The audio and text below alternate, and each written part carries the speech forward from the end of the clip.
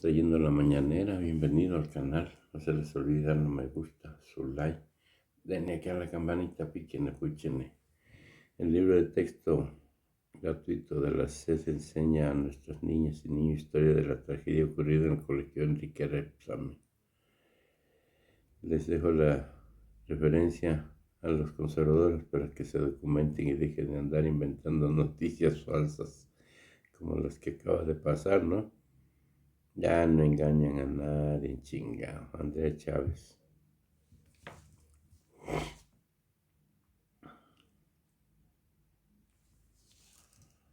Colegio Repsamen. Se les quite. Y la inventan. La de Frida, ¿no? Todas las reglas se las paso por el arco del triunfo.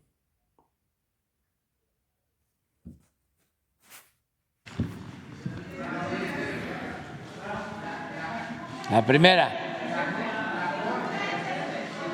hombre y mujer. A ver, vamos contigo. Buen día, presidente, señorita Vilchis. Carlos Montesinos, Reporte Índigo. Primero que nada, preguntarle, presidente, sobre este comunicado que emite ayer la defensa de Ovidio Guzmán, diciendo que si no se interpuso un amparo para impedir la extradición del hijo de Joaquín Guzmán fue porque fueron notificados apenas el jueves 14 por la tarde y la extradición se ejecutó el viernes 15 por la mañana. Preguntarle respecto a esta… ¿qué postura tiene su gobierno, dado que pues, fue la Secretaría de Relaciones Exteriores la que autorizó este procedimiento?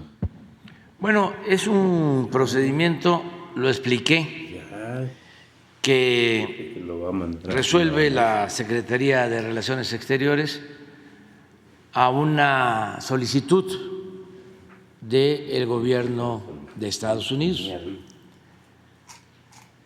Y en efecto, el día 13 presenta la solicitud o autoriza la extradición la Secretaría de Relaciones Exteriores el día 13, el 14 notifican a el detenido y el 15 se lleva a cabo la extradición. En el caso de los términos del tiempo, eso lo decide la Fiscalía General de la República. Ellos pueden informar sobre este asunto. La notificación de que se autorizaba la extradición corresponde a la Secretaría de Relaciones Exteriores y se hizo el día 13 de septiembre. El 13 se hace la solicitud, el 14 se notifica a el detenido y el día 15 se lleva a cabo la extradición. Eso es. Esta premura no podría poner en riesgo el proceso que ahora enfrenta Ovidio Guzmán, un hueco legal, por así decirlo. Eso tiene que resolverlo la Fiscalía, es la que decide sobre los términos, los plazos, pero estoy seguro que es totalmente legal, apegado a lo que establece la ley. Presidente, el día de su quinto informe, el gobernador Rubén Rocha mencionó que usted próximamente iría a inaugurar la carretera de Badiraguato. En esta situación, con este nuevo contexto, ¿todavía hay condiciones para que usted realice este viaje en próximas fechas? Claro que sí, nada más que pues hay que ver la agenda porque Este fin de semana voy al Tren Maya.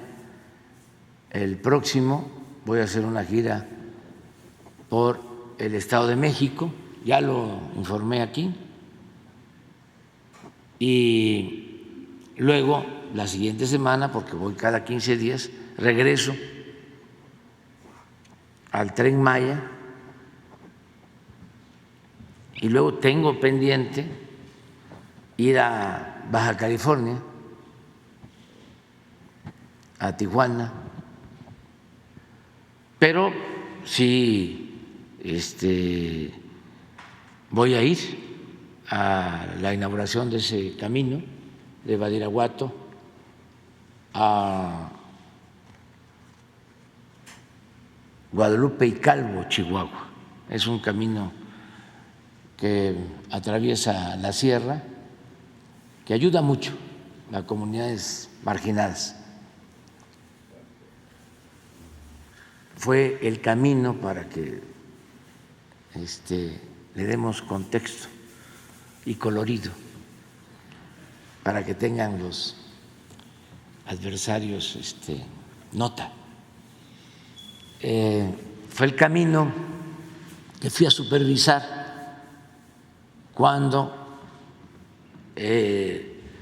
llegó la mamá de Guzmán Loera a entregarme una carta para pedirme que interviniera para que sus hijas pudiesen ir a Estados Unidos a visitar a su hermano, a su hijo, a Guzmán Loera, que está detenido en Estados Unidos. Entonces, como me bajé y la saludé y le recibí la carta y la escuché, se hizo un gran escándalo. Pues ese mismo camino que en ese entonces estaba en construcción, ahora ya se terminó y lo vamos a inaugurar. Y tan. En un segundo tema, presidente, usted en unas horas más estará recibiendo a los padres de los 43 estudiantes de Ayotzinapa. Es la primera reunión que va a tener después de la salida de México del GIEI y pues esta demanda que hicieron los padres para que se siguiera la línea de investigación que proponía este grupo, así como los reclamos respecto a los archivos de la Sedena, incluso también se habló también de la Marina. Si nos pudiera dar un adelanto respecto a ese reclamo que hicieron los padres sobre la investigación de Ayotzinapa. Pues vamos a tener esa reunión para informarles, porque es muy importante que ellos tengan toda la información sobre lo que se está haciendo para encontrar a los jóvenes de Ayotzinapa. Es un compromiso que hicimos y desde luego castigar a los responsables. Ha sido un asunto también manejado por los conservadores reaccionarios en contra nuestra y también para un grupo de pseudodefensores de derechos humanos aliados con organismos internacionales de derechos humanos, incluso de la ONU, de la OEA, que se han dedicado a amedrar con el dolor de la gente, porque ellos viven muy bien, ganan muchísimo dinero, ganan en dólar y tienen un pensamiento también muy conservador, muy reaccionario. Entonces, están queriendo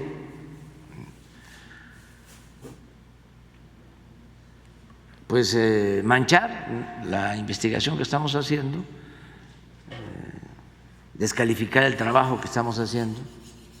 Nada más les preguntaría yo a estos pseudo defensores de derechos humanos de la llamada sociedad civil o de las organizaciones no gubernamentales, entre comillas,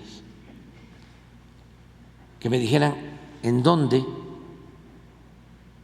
se tiene a tantos presos por un delito de desaparición como este, muy lamentable, en dónde hay 2 generales presos, 20 oficiales del ejército o soldados, un procurador de justicia y como 120 detenidos.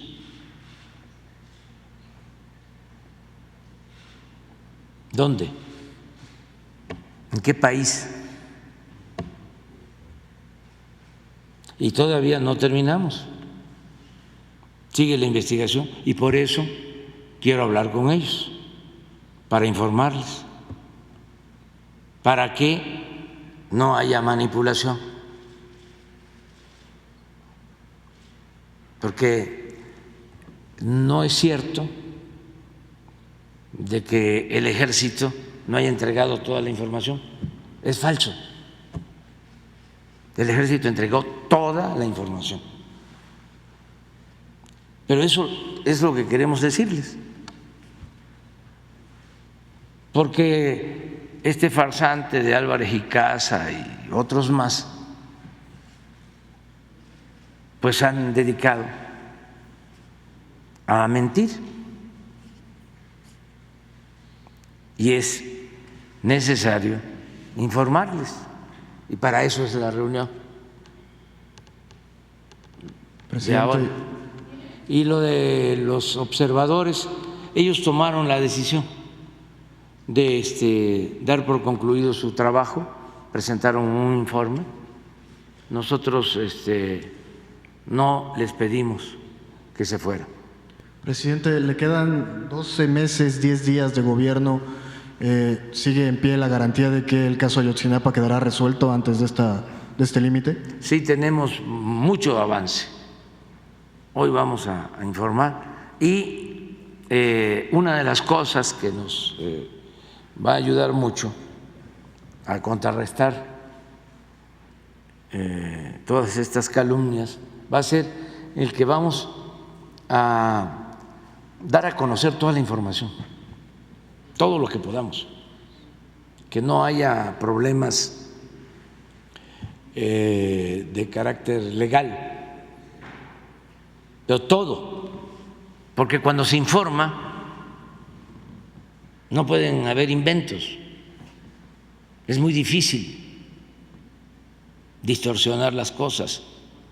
Cuando hay información no puede haber fácilmente manipulación. Abro un paréntesis para decir, como la del Reforma, ¿no? Que dice, no está terminado el tubo, ¿sí? Todo fue una simulación. Ahí va el agua, ahí va. Yo creo que mañana o pasado mañana ya llega, porque son como 100 kilómetros, 90 kilómetros de ducto. Son 5 plantas de bombeo. Entonces, ¿cuándo quitamos el tapón para que se empezara a llenar el tubo? El día 13, al mediodía, en la tarde. Ahí mismo se dijo que iba a llevar tiempo. Ahí está, en el acto. Es más, está en las redes, porque se transmitió.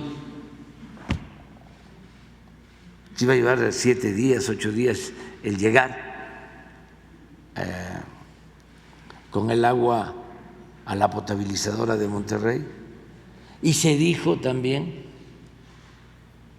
que iban a hacer en inicio 1,000 litros por segundo y que a finales del año va a llegar a 5,000 litros por segundo, porque es un proceso, y que se había hecho en un tiempo récord, como sucedió, porque hay escasez de agua, hay 2 presas que están secas prácticamente, y por eso tomamos la decisión de llevar estos 1,000 litros por segundo, que va a ayudar mucho en el caso del abasto de agua en Monterrey. Sin embargo, pues es un periódico muy conservador, un pasquín de la derecha, y son muy inmorales, muy deshonestos. Ayer decía yo de que en el AMPA del periodismo se dice que la mentira cuando no mancha tizna, y ese es el criterio, ¿no?, o la máxima que caracteriza al Reforma y al norte. Y ojalá ya no dejemos, ya no volvamos a mencionarlos, porque hasta lo estamos haciendo famoso. Una vez mencionaba yo a una señora y luego me dijeron, la está volviendo famosa, porque dije algunas cosas, pero ya después ellos mismos, ¿no?, sus abogados, me dijeron que ya no hablara yo de ella. Entonces ya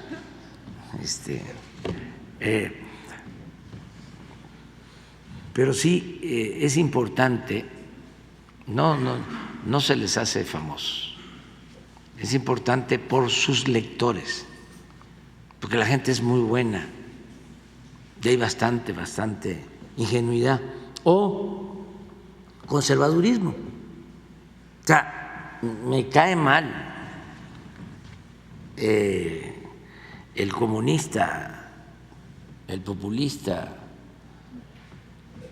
presidente de México.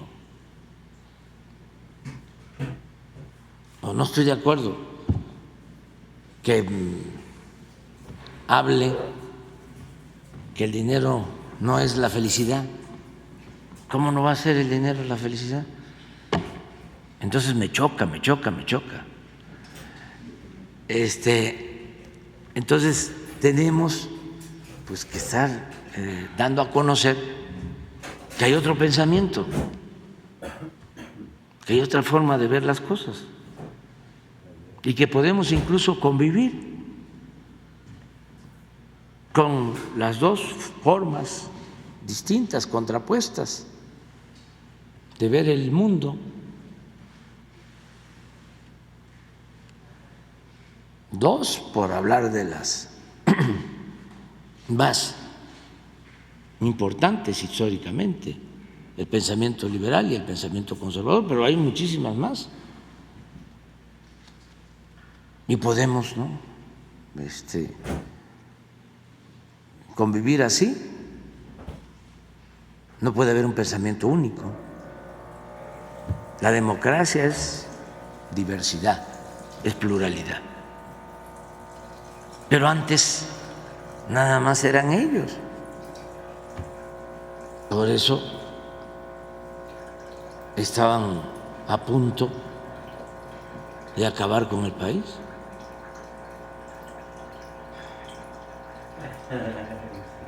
Nada más que el pueblo de México es mucha pieza y no pudieron,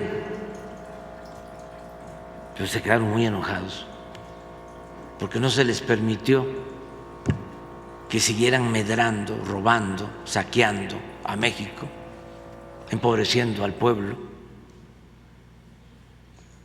haciendo cada vez más profundas las desigualdades, donde unos cuantos lo tienen todo y la inmensa mayoría carece hasta de lo más indispensable. Un país donde pocos tienen mucho y muchos tienen poco. Estamos en contra de eso. Yo recuerdo que cuando hubo una elección hace como 2 o 3 años aquí en la Ciudad de México, uno que fue director del Reforma puso un plano de la ciudad y como les funcionó la manipulación en medios, y a eso siguen apostando, y sectores de clase media, alta y alta, votaron por el bloque conservador y corrupto, y en Iztapalapa y donde vive la gente con menos ingresos, pero muy consciente, votaron en favor de la transformación. Entonces, el que era director del Reforma pone, así se votó en la Ciudad de México. Entonces pone, los que pagamos impuestos, votamos por los que no pagan impuestos, votaron por la transformación, porque son muy clasistas y racistas.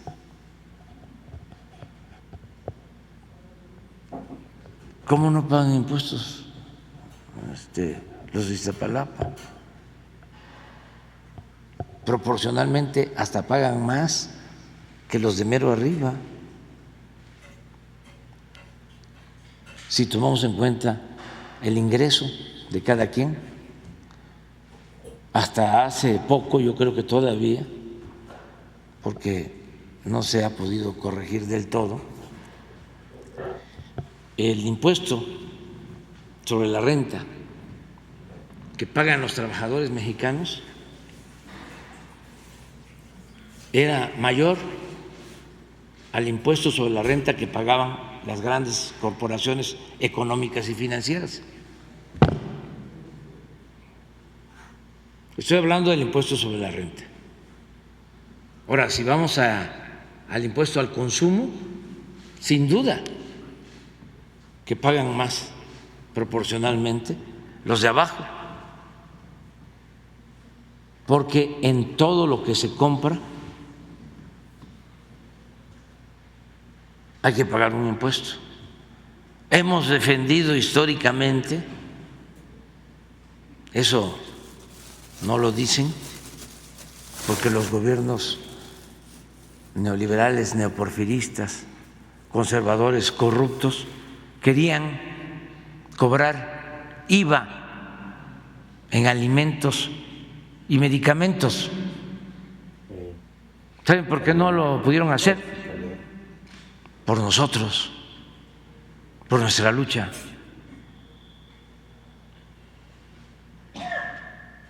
Pero en el resto de las mercancías, en todas hay que pagar impuestos. Si se compra una camisa, un par de zapatos, y todos pues tienen que pagar impuestos, todos tenemos que pagar impuestos. Pero la mentalidad del conservadurismo es esa. Es muy difícil, muy difícil hacerlos cambiar. Entonces les molesta que tratemos estos temas, más a los aspiracionistas. ¿Cómo? Si yo lo que quería era estudiar, llegar a cuando menos una licenciatura y a ver cómo le hago para obtener el título, ¿no? Y hacer la tesis.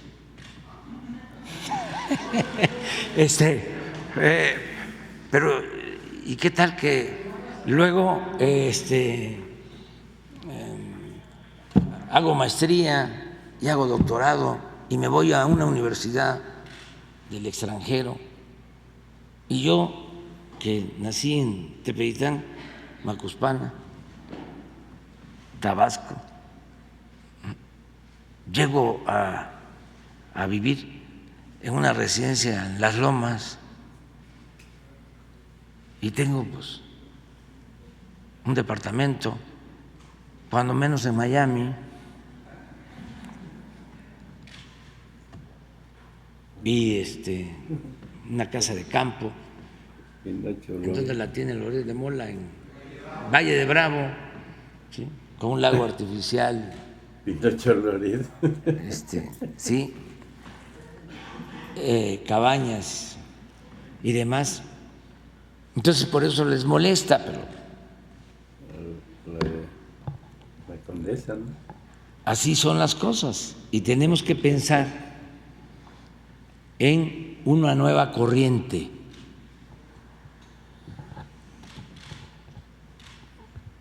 de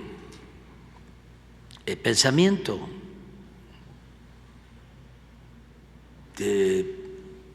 como decía José Martí, no solo buscar el bienestar material, sino el bienestar del alma, no quedarnos solo en lo material, sino fortalecer lo espiritual, los valores. Eso es lo más importante. No hay lujo barato, la acumulación de dinero, ya hablábamos aquí de cómo por el dinero, ¿no?, se cometen crímenes horrendos, pleitos entre familias se destruyen por la ambición al dinero. Entonces, quienes se han propuesto como modelo de vida el escalar sin escrúpulos morales de ninguna índole, se molestan mucho con nosotros. Pero la gente de México tiene muchos valores, por eso están tan contentos, porque es reafirmar lo que somos. La mayor riqueza de México es la honestidad de su pueblo.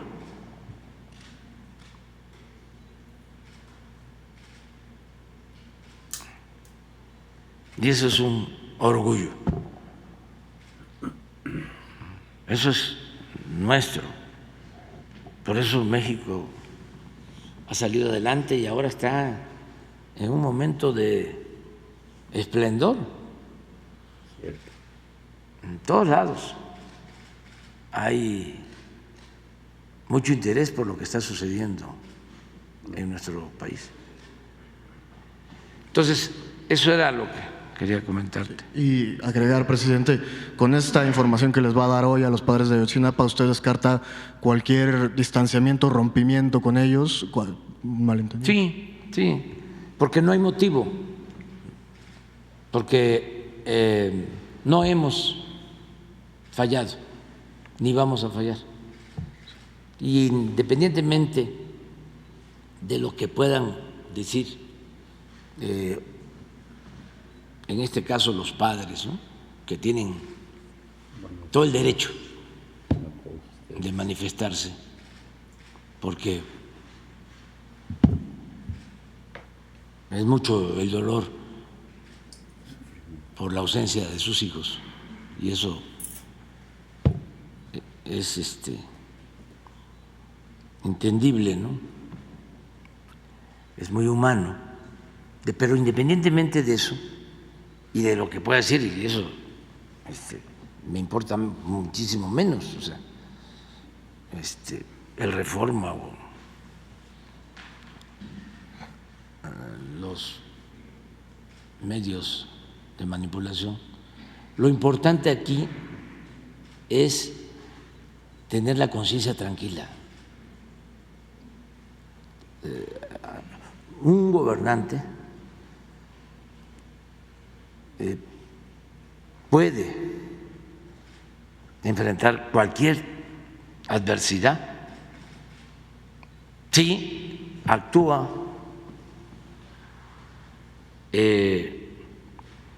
a partir de rendir cuentas al tribunal de su conciencia.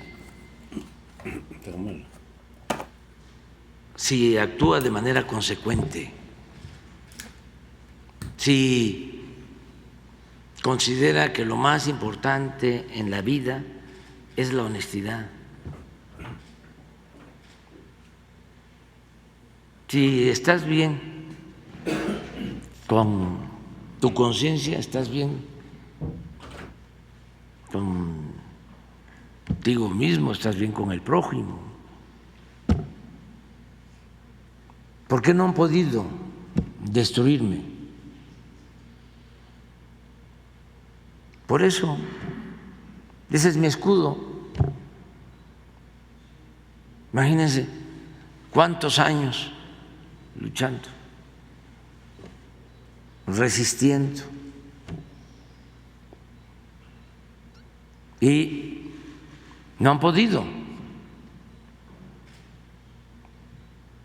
porque se necesita ser consecuente.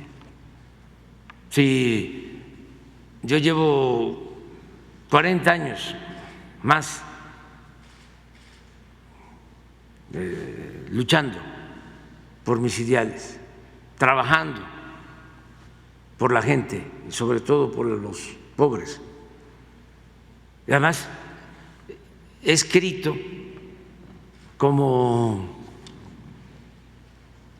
no sé, 12, 15 libros en los 40 años, sobre todo desde que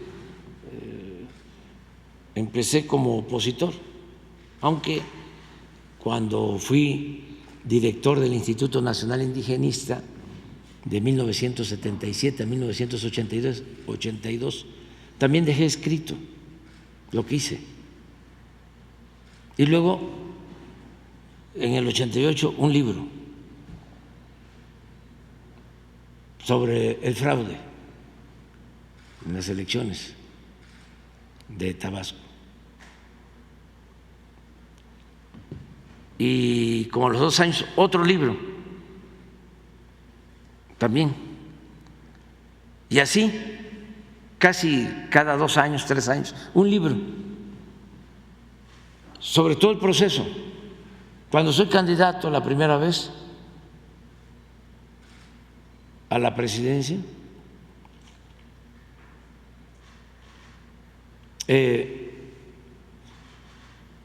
publico un libro que se llama Proyecto Alternativo de Nación. Por ahí anda. 18 libros, sí. Entonces, búsquenle en los libros. ¿Qué político ha escrito? No hablo de 18 libros, hablo de que se escriba sobre lo que uno hace, lo que uno piensa. Y busquen en los libros qué contradicciones hay. Claro que ya lo han hecho mis adversarios.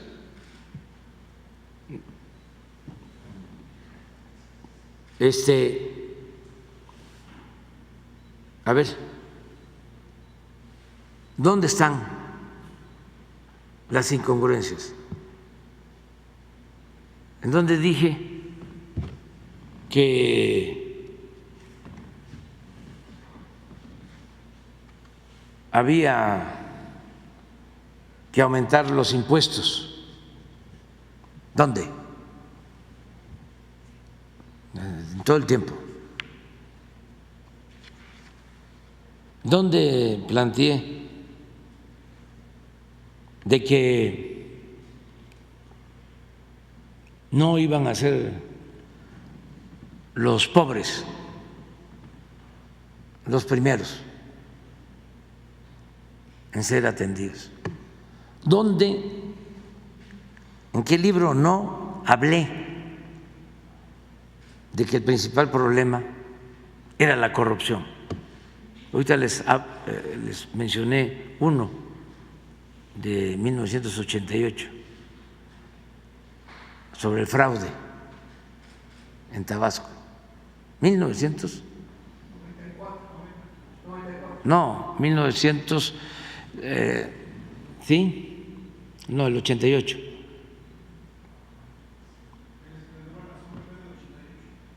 Ese fue. No, pero en la elección. Tabasco víctima del fraude. Del 90.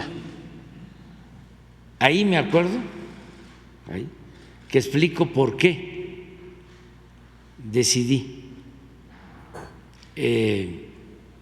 ser opositor. Y una de las razones que esgrimo es el de combatir la corrupción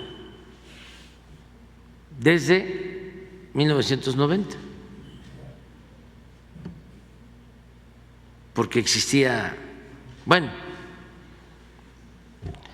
no había tanta como la que se dio después, porque en 90 empezaba a intensificarse la privatización con Salinas. Estaban todavía por vender, por entregar todos los bancos. Todavía no estaba el FOBAPROA, todavía no estaba la entrega de los ferrocarriles, la entrega de las minas. Y ya desde entonces yo estaba planteando que me deslindaba de la política tradicional porque se necesitaba acabar con la corrupción. Entonces, con los padres hoy vamos a informarles sobre eso y aclararles muchas cosas.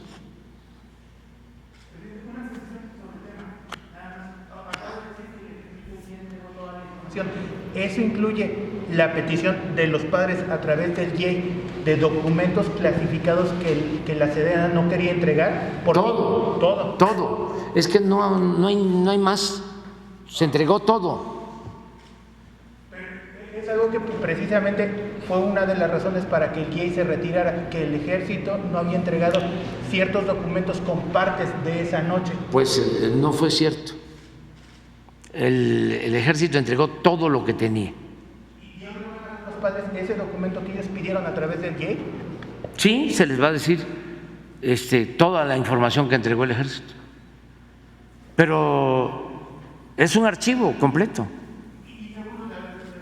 ¿Va a estar el fiscal, el nuevo fiscal? Porque también una de las comentarios era que no lo conocían. Ah, ¿cómo no? Ya él ha estado informando, pero de todas maneras va a estar hoy. ¿Pero le había informado antes a los padres o es la primera vez que va a hablar con ellos? Yo creo que ya habló con ellos. Sí. Okay. Sí. Gracias. Sí. Pero es que es increíble el nivel de manipulación. Ayer antier hubo una manifestación en Chilpancingo, en la zona militar, y un abogado de los padres,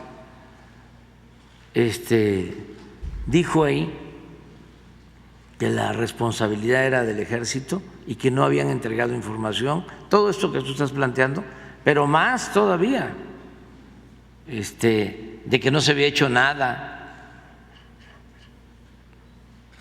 Entonces, por eso yo quiero hablar con los papás, para decirle, yo he estado pendiente, es lo de las grabaciones estas de Chicago, de un grupo delictivo, los Guerreros Unidos, hasta el New York Times sacó de que no se tenían las grabaciones o no las habían enviado, y es mentira.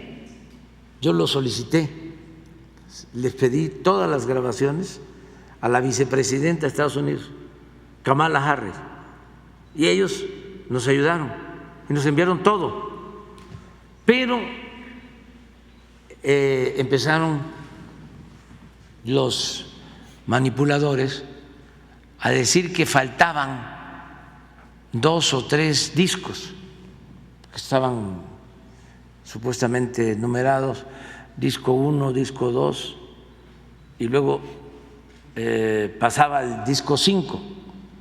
Entonces, ¿qué pasó con el 3 y el 4? ¿No? Entonces, se pidió por escrito que entregaran todo y contestaron que ya no había material. Pero tenemos que estar actuando de esa manera porque están como buitres. Es temporada de sopilotes.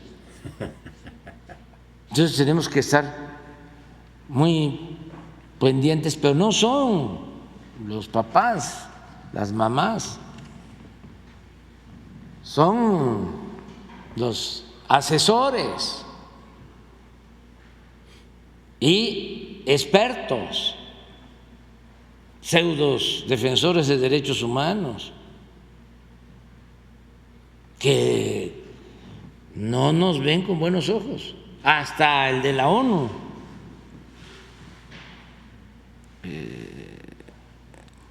El representante aquí cree que somos iguales a los gobernantes de antes de México, con los que seguramente él llevaba muy buenas relaciones y además nunca, jamás decían nada cuando se torturaba, cuando se desaparecía, cuando habían masacres, nunca. Y hay una pequeña diferencia. Antes el violador principal de derechos humanos era el Estado. Ahora eso no sucede. Pero no lo pueden aceptar porque pues se quedan sin discurso. Es como cuando un periodista en una entrevista me dijo, ¿y qué pasa con los vuelos rasantes en Chiapas? Y me reí, porque eso era en la época del autoritarismo, ¿no?, del PRIAN. ¿Cómo vuelos rasantes?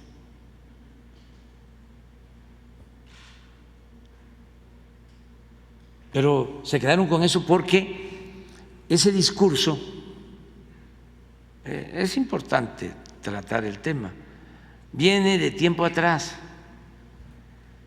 cuando no querían que se transformara el país. Todas estas organizaciones llamaban a no votar.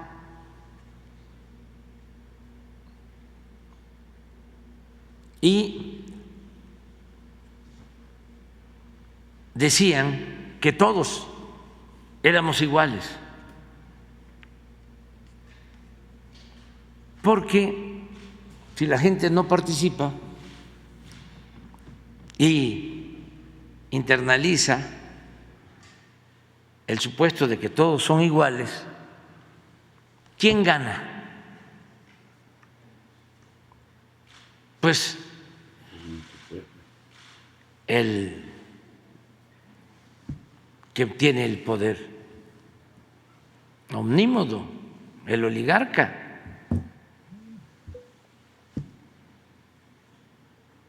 Como sucedía. Entonces, consciente o inconscientemente, le hacían el juego al autoritarismo y al régimen de corrupción. Y digo consciente porque sí, no era del todo espontáneo, porque esto se dio en todo el mundo. Fue un fenómeno. A la par que echan a andar el modelo neoliberal desde que dan el golpe de Estado en Chile y utilizan a ese país como laboratorio para la aplicación de las políticas privatizadoras, que luego ese modelo se extiende a Estados Unidos, a Inglaterra, a todo el mundo. A la par de eso, cuando empiezan a hablar de que debe desaparecer, diluirse el Estado y todo quedar en manos del mercado,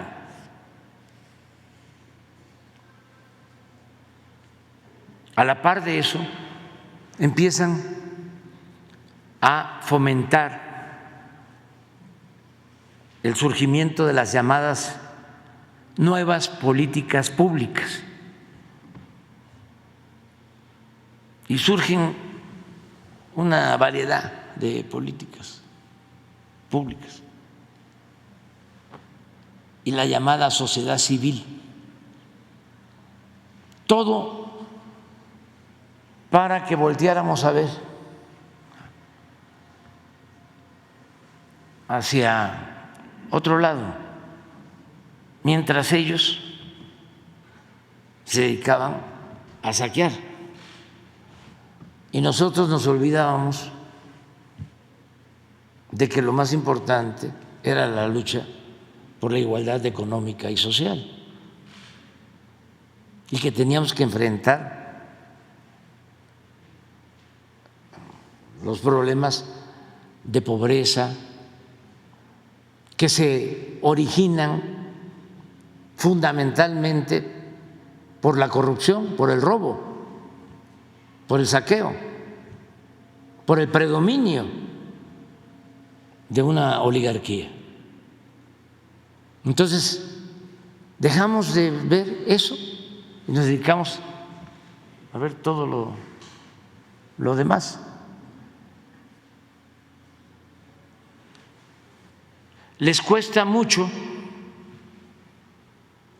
a quienes se formaron así o quienes decidieron aceptar, no solo consciente sino inconscientemente, ese discurso. Les cuesta mucho aceptar de que hay un cambio, que ahora para nosotros lo fundamental es lo que no era importante en el periodo neoliberal. ¿Qué no les importaba a los potentados, desde luego, y a los medios, y a los académicos, y a las universidades? No les importaba cuestionar el principal problema de México, que era la corrupción. Nunca les importó. Estamos hablando de décadas. Hagan una investigación ustedes que son mirones profesionales, vayan a las universidades, a las más importantes, no vayan a las privadas, vayan a las públicas, incluyan al Colegio de México, incluyan al CIDE y desde luego la UNAM, sí, la UDG, la Metropolitana, y vayan y revisen sobre los temas de las tesis durante el periodo neoliberal. Y me vienen aquí a informar, no a mí, a todo el pueblo, cuántas tesis se hicieron de nivel licenciatura, maestría y doctorado sobre la corrupción en México en el periodo neoliberal, del 82 a el 2017, al 2018, 36 años. No, ciencia social o de cualquier carrera, pero bueno, ciencia social, desde derecho hasta filosofía, pasando por economía, por ciencia política, por psicología.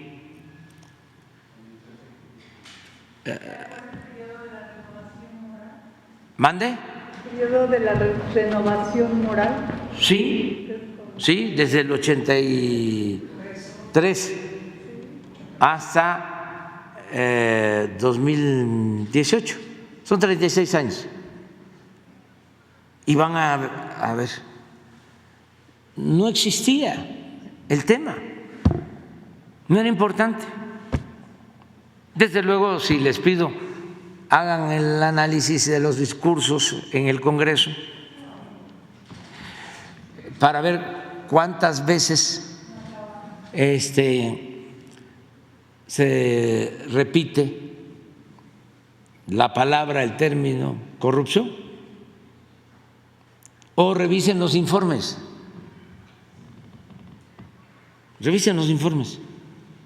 presidenciales.